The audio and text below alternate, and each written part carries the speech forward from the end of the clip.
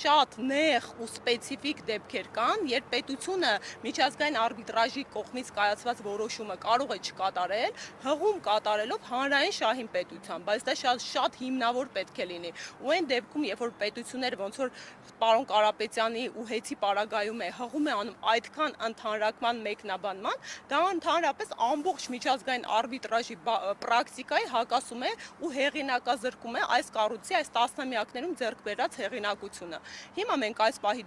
դրությամբ ունենք իրավիճակ, բնականաբար ես որպես քաղաքացի ոչ միայն գոհ չեմ, որպես իրավաբան, ծայրաստիճան դժգոհ եմ, որ սա հերթական իմ երկրի այսպիսի հակաօրինական ու հակաիրավական գործընթացն է, որ իմ երկրում իմ պետության քարը քարի վրա դրված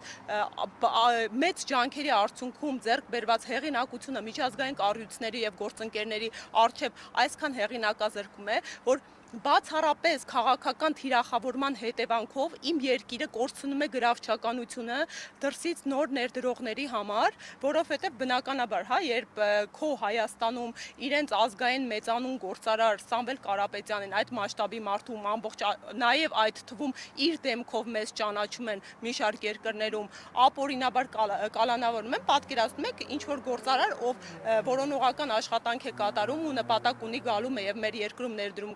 կատարելու, ոնց է վերաբերելու Հայաստանի Հանրապետությանը։ Իմ երկրում այդքան կոպտորեն խախտում են սեփականության իրավունքը, որովհետև սահմանադրությունը հստակ ունի սեփական, այո, կարող են սեփականատիրոջ սեփականության իրավունքը սահմանափակվել, բայց սահմանադրությունը հստակ դրա հիմքերը, ձևերը, ընթացակարգերը սահմանած ունի։ Եվ այս ամենը ինչ տեղի ունեցավ Հեծի հետ, որևէ կերպ այդ տրամաբանության, իրավական տրամաբանության մեջ չէր տեղավորվում։ Եվ ի վերջո, որպես քաղաքացի էլ արդեն ի նկատի ունենալով վերջին 7 տարիների ընթացքում ողջ process-ը, թե ինչեր են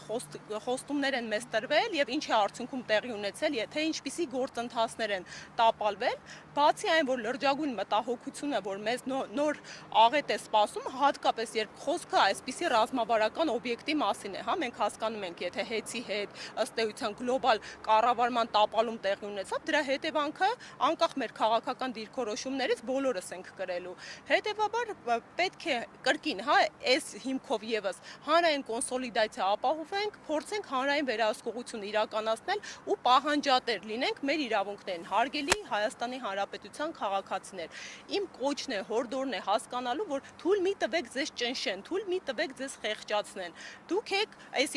երկրում իշխանության աղբյուրը, պետական մարմինները, պաշտոնատար անձինք, իրենց գործողությունները պետք է ձեր շահով պայմանավորվեն, ոչ թե անձնական շահով, դիրքով եւ անձնական բարևոք կյանքի նպաստավոր պայմաններով։ Եղեք պահանջատեր եւ այո, մենք այսօր ուղերձ ենք հղում իջեցնելու սակագինը։ Իջեցրեք սակագինը, պետք է սա դառնա ֆլեշմոբ, պետք է դառնա հանրային պահանջ, որովհետեւ հստակ թվաբանությամբ ընթացակարգերով ապացուցում ենք, ցույց են տալիս այս մարդիկ, որ կա դրա ֆինանսական հնարավորությունը։ Շնորհակալ եմ։ Ղազնյանը հայտարարել էր մամուլի ասուլիսի ժամանակ, որ սակագնի իջեցումը լինելու է Սամվել Կարապետյանի շահույթի հաշվին։ Ինչ կասեք։ Ես կարծում եմ չմեկնաբանեմ, պարոն Ղազնյանը շատ մանրամասն այդ թվաբանությամբ ներկայացրեց ու այս մի դրվագն չէ, տեսեք, այս մի դրվագը չի, տեսեք, պարոն Կարապետյանը, իր մերձավորները, իր աշխատանքային թիմերը այնպիսի անշնորհակալ վիճակում են հայտնվել, որ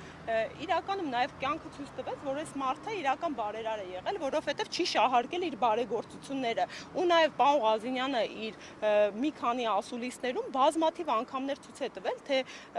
այս դեպքում Սամվել Կարապետյանը իր անձնական միջոցներով ինչ քանակի ներդրումներ է կատարել եւ ինչ բնույթի բարենորոգումներ է կատարել հենց օրինակ միայն Հեծի շրջանակներում, որոնք այսօրվա իշխանությունները փորձում են մանիպուլացնել։ Անկամ երբ սկսեցինք սակագնի իջեցնելու օրակարգը եւ հայտարարությունը իրազեկման գործընթացը մեր քաղաքացիներին, հենց ժամանակավոր պաշտոնակատարը Հեծի ընդհանրապես չանդրադարձավ այս օրակարգին, հա, ու մեզ ուղերձել, որ իրանք չունեն նպատակ իջեցնելու սակագինը հիմա,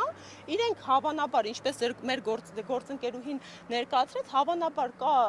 հեռանկարային մանիպուլատիվ պլան շահարկելու ընտրություններից առանց, հնարավոր տարբերակ է դա, բայց այս մարդը միայն խոսեց վարկային պարտավորվածությունների մասին ու այդ ֆինանսական միջոցները ինչ որ վարկային բեռեր թոթափելու վրա, այն թվում, երբ կրկին, հա, օթից կախված շշուկներ կան, խոսակցություններ կան, որ ահռելի քանակով նաև նոր աշխատավարձերի, պարգևավճարների վրա է վատնվում այդ գումարները նույն հեծում։ Դա է իմ խնդիրը, հա, մենք պետք է, եթե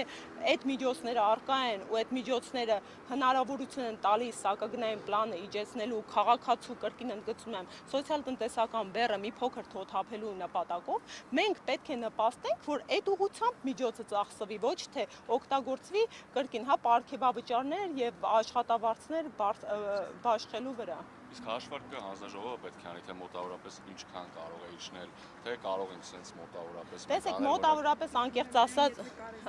հա, իհարկե, Արտուր ջան, տեսեք, ես կրկին խուսափում եմ, հա, թվերից խոսել, որովհետև պարոն Ղազարյանը շատ մանրամասն բանաձևերով ներկայացրեց, բայց այս պահի դրությամբ ինձ հասանելի տեղեկատվությամբ, որը մի քանի տնտեսագետների ուսումնասիրություններից բխում է, սա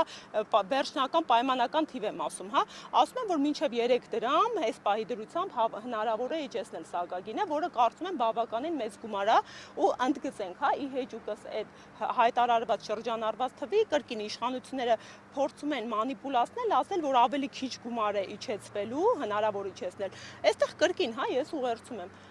շատ լավ վերացարկվենք թվերից, իջեցրեք, թեկուզ դրանից մի փոքր ավելի քիչ գումարով։ Այսինքն կա հստակ հաշվարկ, որ այո, 3 դրամի չափով հնարավոր է իջեցնել, թող իշխանությունը հակադարձեր նորմալ տնտեսագիտական հաշվարկով ու իջեցներ, ոչ թե ասել, չէ, գիտեք, կարող ենք իջեցնել ավելի քիչ, բա օքեյ, բա ինչի այդ ավելի քիչը չեք իջեցրել։ Այստեղ այս հարցադրումն է ռետորական մնում օդում կախված։ Շնորհակալ եմ։